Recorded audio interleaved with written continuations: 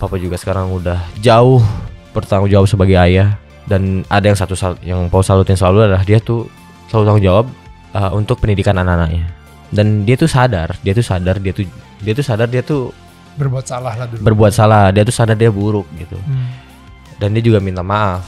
Dan dia juga sadar nggak bisa ngasih waktu banyak untuk anak-anaknya. Jadi Paul kebetulan juga udah dari per tahun ini udah sober. Wow. Karena kalau dulu tuh Paul kalau jujur kalau alkohol tuh satu pergaulan, dua ya memang kalau udah lagi pikiran gitu pasti pikirannya kalau mabuk itu udah pikirannya udah ke masa lalu. Hai, ini gue Daniel, tetangga kamu. Yuk kita mulai. Waktu Paul keluar, gue sebagai jujur aja nih, gue sebagai host ya. Apa tuh? Sering banget ngeliat, wah gila, yang ditunggu-tunggu akhirnya orang tuanya datang juga malam ini. Keluar. Iya kan? Tahu nggak? Terus itu Paul udah ngerasa keluar kan? Karena udah ngerasa diri mentok secara musik gitu kan. Bukan mentok sih. Kalau top 3 tuh bisa lagi nih. Kan biasanya top 3 kan kita dikasih kebebasan untuk lagu apa ya. Top 4 nih kan temanya alumni idol. Terus dominan ya balad kan. Paul tuh paling susah untuk menaklukkan balad. Gitu. Waktu itu Mei, Papa nonton, Mei ya kalau nggak salah, tanggal 1 Mei ya kalau nggak salah. Papa ulang tahun 13 Mei. Iya. Dia kan udah kayak, kamu bisa kok gitu, 3 besar, kamu bisa grand final nanti. Kalau grand final Papa ulang tahun di sana. Aku udah bilang mending gak usah kesini. Kalau memang udah lolos baru kesini gitu kan. Gak apa-apa, pengen nonton ya. Keluar lah jadi. Jadinya ya ada positifnya. Jadinya ya liburan di Bali deh. Kayak gitu. Tapi ada positifnya. Jadi bisa ngerangkul mau Papa juga yang udah berubah total. Papa juga sekarang udah jauh bertanggung jawab sebagai ayah. Dan ada yang Paul salutin selalu adalah dia tuh selalu tanggung jawab untuk pendidikan anak-anaknya. Dan dia tuh sadar dia tuh berbuat salah lah dulu. Berbuat salah, dia tuh sadar dia buruk gitu. Dan dia juga minta maaf. Wow. Dan dia juga sadar nggak bisa ngasih waktu banyak untuk anak-anaknya. Tapi semoga ya dengan dibayarin sekolah, edukasi, dia berharap kita bisa ketemu lingkungan yang pas. Dan dia tuh berharap semoga masih bisa dianggap papa sekarang. Wow. Gitu. Paul, lu baru umur 23 ya? Iya 23. Lu pernah denger yang namanya self-awareness gak? Self-awareness ya? Ya, jadi mengetahui diri lo, personality lo lebih dalam lagi gitu. Gue pengen tahu aja karena pada akhirnya lo harus bisa mempersiapkan yang gue bilangnya boundaries. Contoh. Oke. Gue misalnya gue kalau misalnya minum alkohol itu bawaannya flirtatious misalnya sama temen-temen gitu ya, kayak tiba-tiba nggak tahu kenapa, padahal sebenarnya biasa aja ngomongnya, tapi nggak tahu kenapa yang keluar tuh jadi kayak flirting gitu. Oke. Itu gue kalau misalnya minum gitu, jadi mulai tipsy gitu kan. Sehingga gue setelah menikah, gue janji kalau misalnya ada Viola, ada istri gue di sebelah gue minumnya boleh sampai tipsy. Tapi kalau misalnya nggak ada Viola, gue benar-benar sebisa mungkin nggak menyentuh alkohol sama sekali, sebisa mungkin gitu.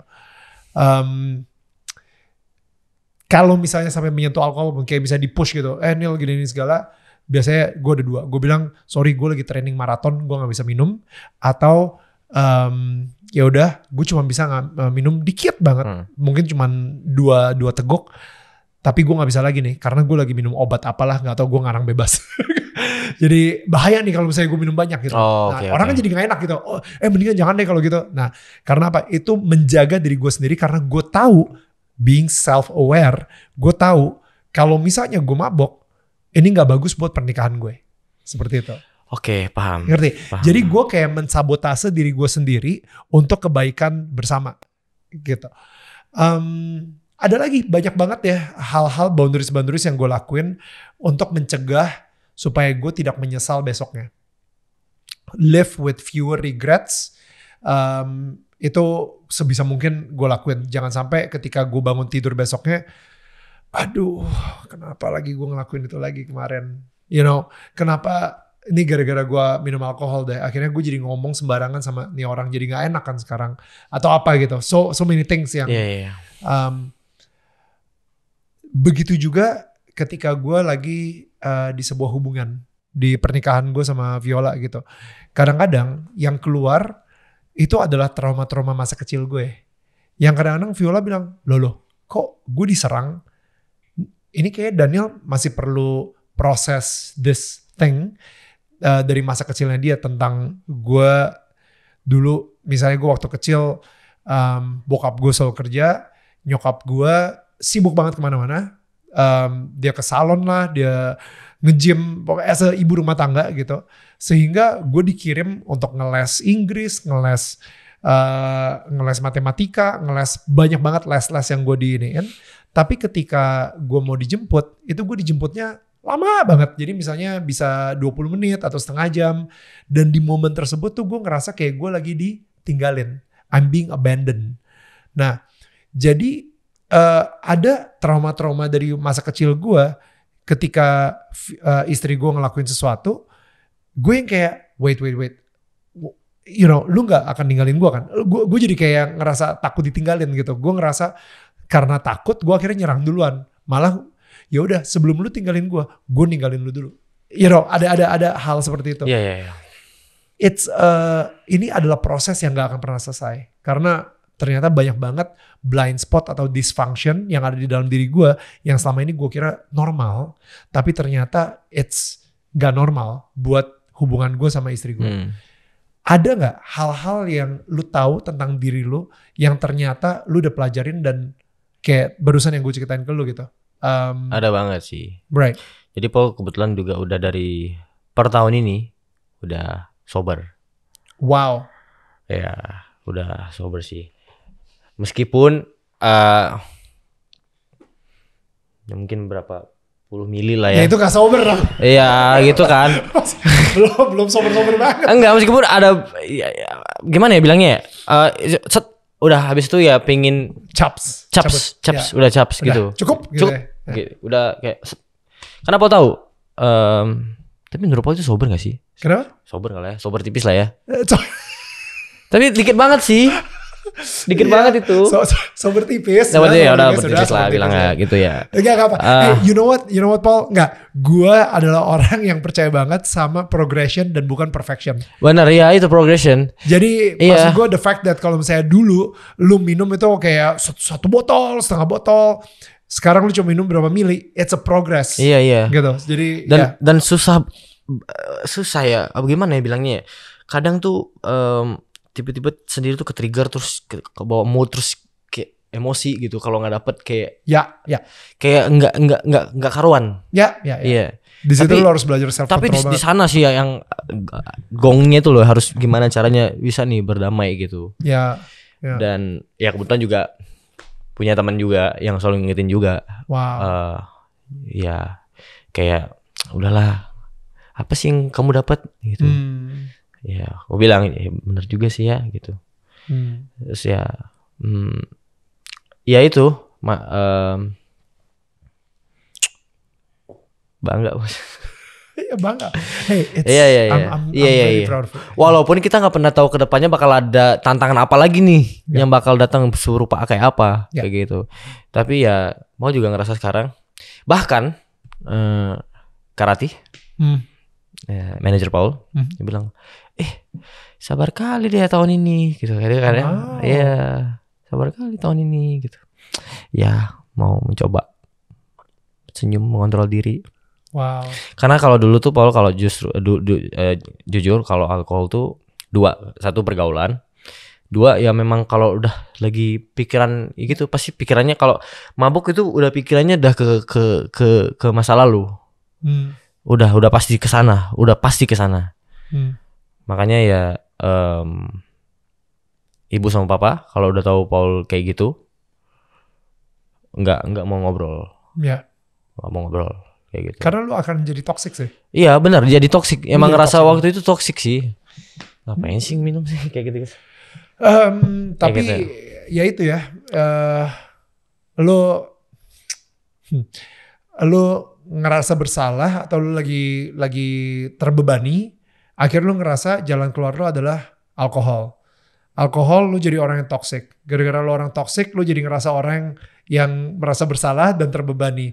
Jadi akhirnya alkohol lagi. Iya. It's never ending. Bener ya. Iya sih. Iya kan. Iya sih. So Paul, I think no, I'm very proud for you. Gue bangga banget kayak the fact that lo berani ngomong di sini bahwa gue sober walaupun tipis-tipis tapi it's a progression. Yeah. Gue seneng banget sih. Iya. Yeah. Thank you Kak. Tapi beneran susah. Iya, susah banget. Karena ini udah dari umur 12 tahun. Iya, Paul tuh pertama minum udah umur 12, terus minumnya kayak ya gitulah. Gak jelas lah. Bervarian minumnya. Tapi kan pada akhirnya gue tahu sih kalau misalnya umur 23 gini ya, gue pernah lah 23 gitu. Dan gue tahu banget kita nggak mikir ketika nanti kita umur 40, ketika kita umur 60 gitu, atau umur 80. Sekarang gue udah umur 40 dan gue udah sering mikir gitu.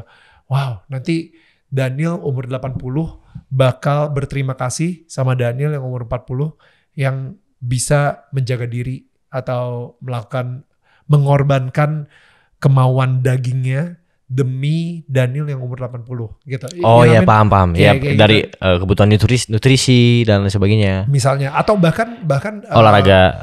No, bahkan kayak gue banyak mengorbankan ego gue. Oh, oke. Ketika misalnya gue lagi berantem sama istri gue mengorbankan ego gue. Jadi bukan Danielnya yang menang, tapi pernikahan kita yang menang. Kenapa? Umur 80 nanti gue masih pengen bersama istri gue dan masih pengen mempunyai keluarga yang lengkap. Tapi untuk memiliki kedewasaan tersebut itu susah banget. Karena ketika ego kita tersakiti, ego kita lagi digebukin gitu misalnya, dan kita pengen gebuk balik, untuk kita menahan diri untuk tidak menyakiti balik itu susah banget, Paul. Jadi tapi itulah ya, kita harus mengalahkan diri kita sendiri kan. Iya. Dan itu yang paling sulit kita kalahin gitu. Bener banget. Dan kadang-kadang kita larinya ke alkohol. Karena itu yang paling gampang untuk pelarian. Iya bener sih, iya. You know what I mean? Nah, jadi sebisa mungkin gue gak lari ke alkohol. Gue memendam supaya gue tidak menyakiti istri gue. Gue biasanya diem aja. Tapi gue lari ke Tuhan. Gue lari berdoa. Gue lari, Tuhan, aduh lu kok kasih gue istri kayak gini sih? Gitu. Oke. Kenapa dia ngomong kayak gini? Ini kan gue sakit jadinya Tuhan. Rubah hati dia Tuhan. Gitu. Jadi gue justru malah berdoa sama pencipta hatinya istri gue supaya udah lu yang urusin dia deh, jangan gue. Oke. Gitu. Ya ini. Karena ya Tuhan tuh kita bisa jadikan apapun, sahabat, teman, keluarga, teman, papa. ayah. Buat gue itu bapak. Yeah. I mean, cara kita berceritanya maksudnya. Ya. Kita bisa bercerita seperti kayak versi kita, exactly. sahabat dan sebagainya. Exactly. Okay. Karena Paul juga kadang gitu juga sih kalau di kamar kayak untuk kayak, ya elah kenapa sih? Kayak gitu kan. Tuhan kenapa sih Tuhan kayak gitu. Ya. Mendingan lari ke sesuatu yang kekal daripada sesuatu yang tidak kekal gitu. Mendingan lari ke sesuatu yang tahu akan mencintai lu balik daripada sesuatu yang tidak akan pernah mencintai lu balik. Alkohol menurut gue tidak akan pernah mencintai gue balik. Iya sih. So Paul, thank you.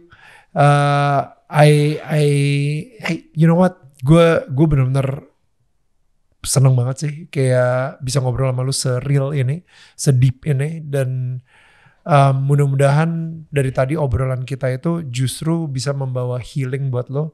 Dan gue berharap banget setiap orang yang datang ke sini ini menjadi jejak digital yang nantinya bisa ditonton sama anak-anaknya, bisa ditonton sama cucu-cucunya dia gitu. Ketika lu berhasil mengalahkan diri lu sendiri untuk menjadi sober lagi, untuk menjadi seseorang lagi dan tidak pernah menyerah, menjadi sebuah jejak digital di mana ini adalah bagian dari cerita hidupnya Paul, dari cerita hidupnya Paul yang mungkin naik turun, tapi ini adalah bagian dari cerita hidup kemenangannya Paul juga gitu. So yeah man, thank you for sharing the story. Thank you Kak, and it was udah so real. mau bersedia ada Paul di sini juga dan menerima cerita-cerita Paul. Thank you banget. Semoga juga yang nonton juga dapat edukasi yang paling positif sih. Edukasinya apa? Jangan minum alkohol. Jangan minum alkohol. Kedua, terus selalu berpikiran positif. Jangan pernah menyerah. Jangan pernah menyerah. Bahkan kalau misalnya, kita harus bersaing di sini di dunia entertain. Ya. Harus jadikan motivasi. Amin. That's it sih. Gak ada yang lain lagi. Dan ya satu lagi, orang baik itu ada di dunia. Banyak lagi. Wow. Yeah, that's good. That's good. Dan kalau misalnya menurut lo gak ada orang baik di dunia ini, kenapa gak lo yang mulai duluan untuk jadi orang baik? Iya, kenapa? Ayo jadi orang baik yuk. Bro, kita selalu memberikan ini souvenir ini kepada ini sih isinya rumah ini aja. Wow. Paul, gue beneran deh, gue pengen ini pertama kalinya sih gue lumayan menggarisbawahi ya. Ketika nanti lo taruh ini di rumah lo, please jadiin ini sebuah simbol buat lo gitu. Suatu saat lo akan punya rumah, suatu saat lo akan punya rumah tangga, suatu saat lo akan mendapatkan kebahagiaan dan rumah tangga lo itu tidak akan pisah. Lo akan menemukan seseorang yang akan memberikan lo kebahagiaan sama seperti Brandy yang memberikan lo kebahagiaan.